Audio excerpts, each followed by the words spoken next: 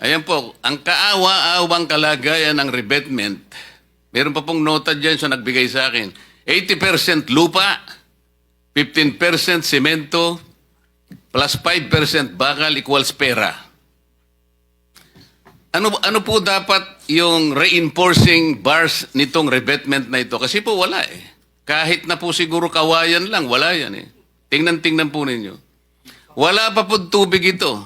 This is supposed to be, siguro medyo river po ito eh. Tatagal po ba ito, Secretary? Itong ganito? Hindi siguro, Your Honor. I think this is a failure of the structure in itself.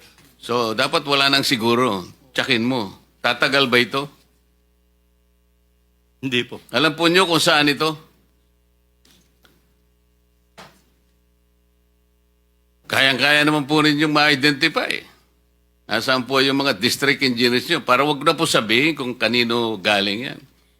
Kasi malalaman din po natin yun eh.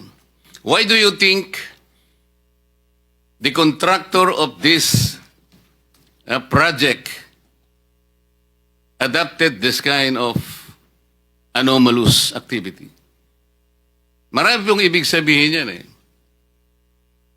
Meron tayong kasabihan, Chair Erwin, the picture paints 1,000 words.